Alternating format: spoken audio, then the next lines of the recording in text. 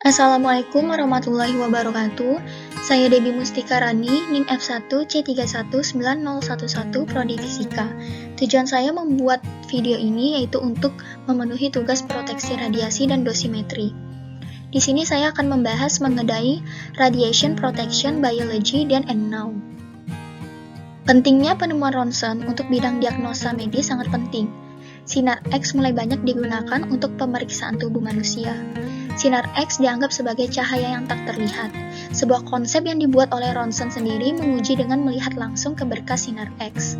Selain itu, radiasi dinyatakan sebagai sumber energi yang bertanggung jawab untuk mendorong reaksi biokimia dalam tubuh. Keyakinan ini didorong oleh penemuan radioaktivitas oleh Henry Becquerel dan Marie serta Pierre Curie.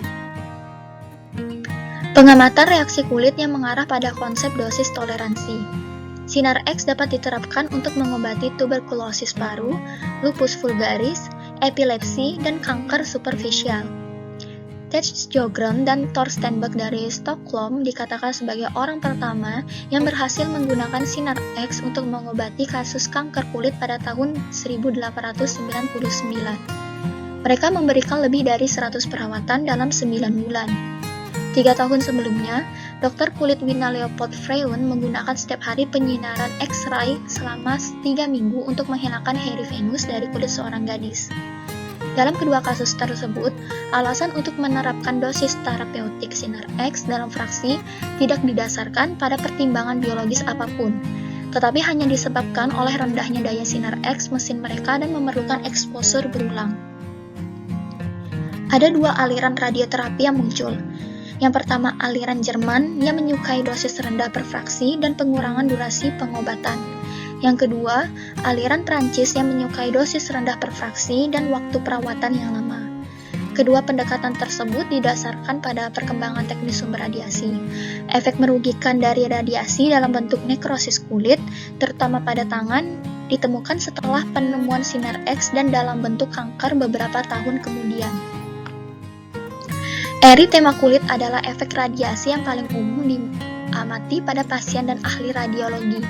Staf rumah sakit mengkalibrasi mesin sinar X mereka sesuai dengan waktu penyinaran yang diperlukan untuk menginduksi eritema.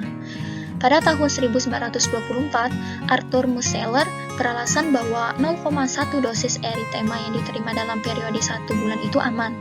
1 tahun kemudian, Ralph Sievert menilai bahwa orang menerima antara 0,001 dan 0,0001 dosis eritema secara alami per tahun.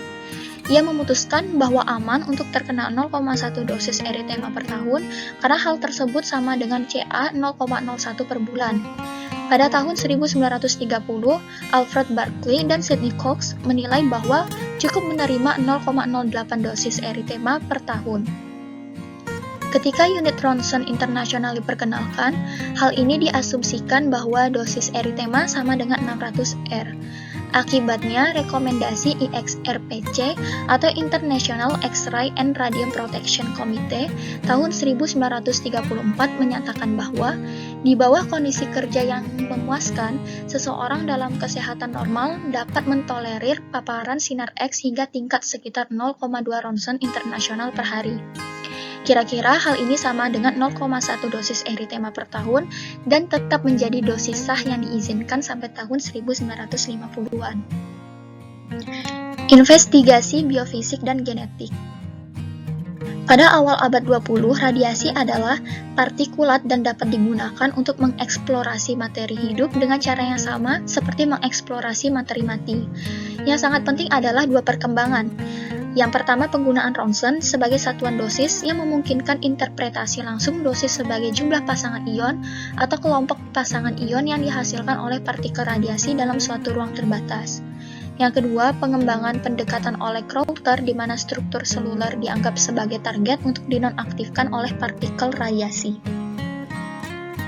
Pendekatan ini yang kemudian disebut dengan teori target yang dikembangkan lebih lanjut oleh orang lain yang merupakan peran penting dalam mengembangkan model awal dari struktur gen dan mutasi yang dituangkan dalam masalah kertas 3 orang oleh Timofeev. Makalah ini merupakan investigasi interdisipliner pertama yang melibatkan ahli genetika, biofisika, dan ahli fisika kuantum. Makalah 3 orang ini menyatakan Respon dosis untuk mutasi adalah linear dan bahwa tidak ada alasan untuk mengasumsikan adanya ambang dosis di bawahnya. Kemudian tidak ada efek laju dosis untuk frekuensi mutasi. Pengamatan ini dibahas oleh penulis dalam kaitannya dengan ukuran dan struktur gen dan mekanisme mutagenesis. Efek biologis yang menguntungkan dari dosis radiasi rendah dan batas paparan radium. Aspek alami dari radioaktivitas yang berasal dari unsur bumi radium memicu kepercayaan bahwa radiasi mungkin merupakan kekuatan vital yang mendorong reaksi biokimia. Perubahan persepsi resiko yang terkait dengan paparan radiasi terjadi selama awal 1930-an. Tetapi bukan karena eksperimen biologis yang lebih hati-hati, sebaliknya hal ini dihasilkan setelah kematian Eben Byers pada tahun 1932. Banyak pelukis dial radium yang disebabkan oleh konsumsi radium. Hal ini menunjukkan bahwa paparan internal terhadap aktivitas radium yang cukup rendah berbahaya dan harus dicegah. Program penelitian dosis rendah di Uni Eropa.